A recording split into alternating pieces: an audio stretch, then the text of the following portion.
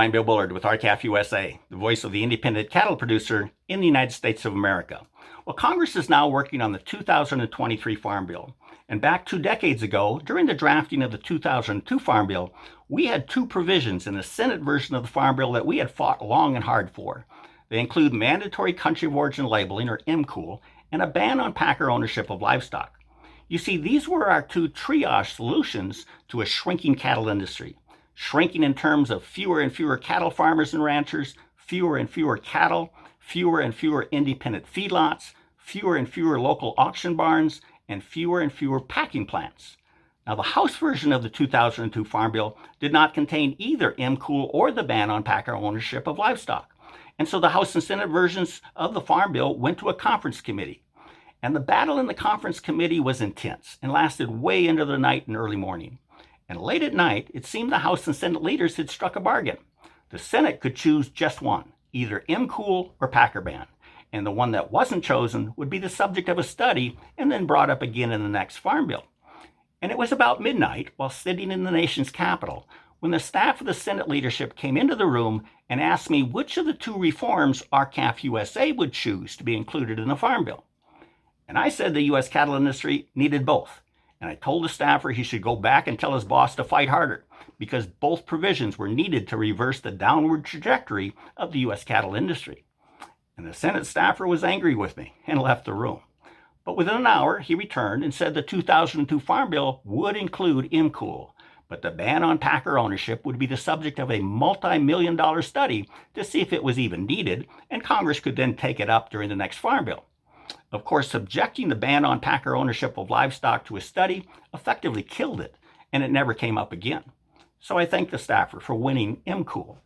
So why did it come down to that, where Congress would only agree to one of the 2 measures needed to reverse the decline of the U.S. cattle industry?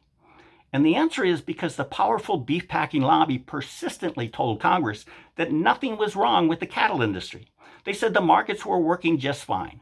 The beef packing lobby told Congress not to put any restrictions on the way cattle producers marketed their cattle or the way packers purchased their cattle. In short, they said the beef industry did not want the government involved in their business. So the score was 1-1. We won MCOOL, and the beef packing lobby killed the packer ban. But jump ahead to today. In the 2023 Farm Bill, we're fighting to reintroduce MCOOL for beef, to force packers to compete in the cash market, to reform the beef checkoff program, whose main contractors helped to repeal MCOOL for beef back in 2015. And we're also fighting to end packer ownership of livestock and put an end to the unpriced formula contracts that packers use to control livestock.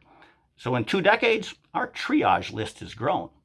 But our adversaries, the powerful beef packing lobby, are hard at it telling Congress the same thing they told them in 2002.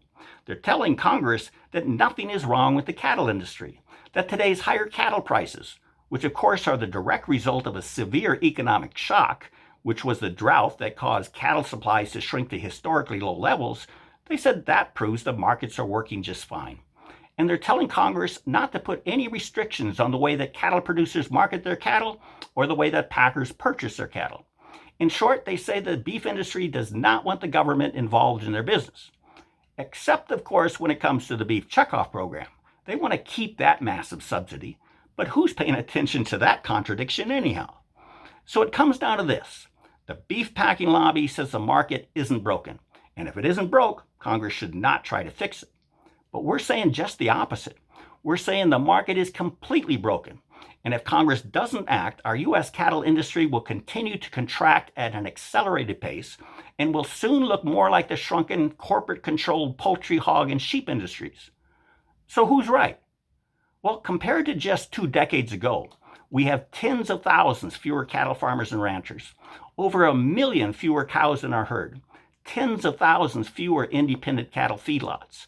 Local auction barns are closing around the country, and just 4 big packers control 85% of the fed cattle market. The facts show our cattle industry is broken, and we say fix it. But what do you think, and what are you telling your members of Congress?